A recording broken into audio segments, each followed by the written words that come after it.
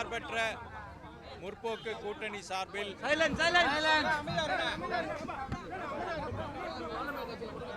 மாண்புமிகு எங்கள் கழக தலைவர் அவர்கள் என்னை இரண்டாவது முறையாக இந்த தொகுதியிலே நிற்பதற்கான வாய்ப்பை அளித்திருக்கிறார். அதற்காக முதலில் தொகுதி மக்களின் சார்பாகவும் கழகத்தினர் சார்பாகவும் எங்களுடைய நெஞ்சார்ந்த நன்றியினை நான் முதலிலே தெரிவித்துக் கொள்கிறேன். இன்றைக்கு நான் பிரச்சாரத்தை நேற்று தொடங்கிய போது பொதுமக்களிடையே மிகுந்த வரவேற்பு காணப்படுகிறது.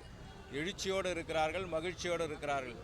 காரணம் என்னவென்று சொன்னால், இன்றைக்கு திராவிட மாடல் ஆட்சியில் எண்ணற்ற திட்டங்கள் இந்த தமிழ்நாட்டுக்கு நம்முடைய முதல்வரால் அறிவிக்கப்பட்டு அதில் பயனடைந்து கொண்டிருக்கிறார்கள். எப்பொழுதுமே ஒரு அரசு என்று சொன்னால் கல்வி, மருத்துவம், விவசாயம், கட்டமைப்பு, தொழில் வளர்ச்சி இந்த 5ஐ மட்டும்தான் நோக்கி சென்று கொண்டிருக்கும். ஆனால் இந்த திராவிட மாடல் ஆட்சியிலே நம்முடைய முதல்வர் அவர்கள் அதையும் தாண்டி சமூக நீதி, சமத்துவம், இனம், மொழி, குறிப்பாக பெண்கள் முன்னேற்றம் இதையெல்லாம் கருத்தில் கொண்டு எண்ணற்ற திட்டங்களை அறிவித்து செயல்படுத்திய காரணத்தினால் இன்றைக்கு இந்தியாவிலுள்ள மற்ற மாநிலங்கள் எல்லாம் இந்த தமிழ்நாட்டின் மாடலை முன்னுதாரணமாக எடுத்து செய்து கொண்டிருக்கிறது. அந்த வகையிலே தமிழ்நாட்டு மக்கள் எல்லாம் மிகுந்த மகிழ்ச்சியோடு இருக்கிறார்கள்.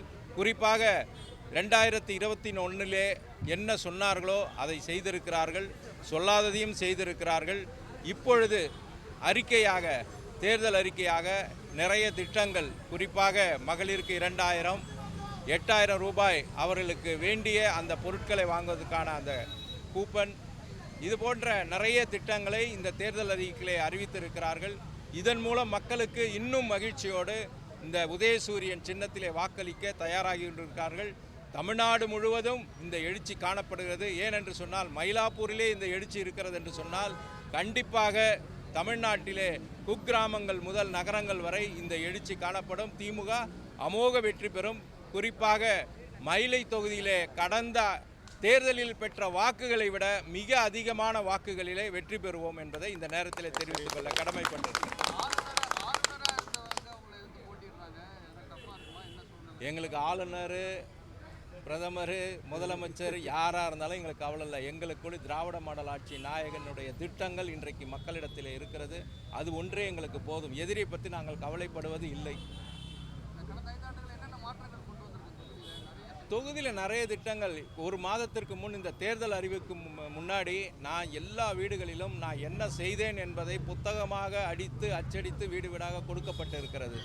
ஏனென்று சொன்னால் 2021 20 ஆண்டுகளுக்கு பிறகு திமுக நம்ம வெற்றி பெற வேண்டும் என்ற எண்ணத்தோடு மக்களிடத்திலே ஒரு உறுதிமொழி கொடுத்தேன். என்னவென்று சொன்னால், நான் அடுத்த முறை உங்களுக்கு வாக்கு கேட்க வர வேண்டும் என்று வரும்பொழுது நான் என்ன செய்தேன் என்பதை புத்தகமாக, இந்த மயிலை தொகுதியிலே என்ன செய்தேன் என்று புத்தகமாக கொடுத்து விட்டு தான் நான் வாக்குகளை கேட்பேன் என்று உறுதிமொழி அளித்தேன். அதன்படி இன்றைக்கு நான் அந்த ஒரு 65 பக்கங்கள் கொண்ட அந்த புத்தகத்தை கடந்த மாதம் தேர்தல் அறிவிப்புக்கு முன்னாடியே எல்லா வீடுகளிலும் சேர்த்திருக்கிறேன். அதனால் இதுவரை எங்களுக்கு ஒரு மிகப்பெரிய மகிழ்ச்சி, நம்பிக்கையும் கூட.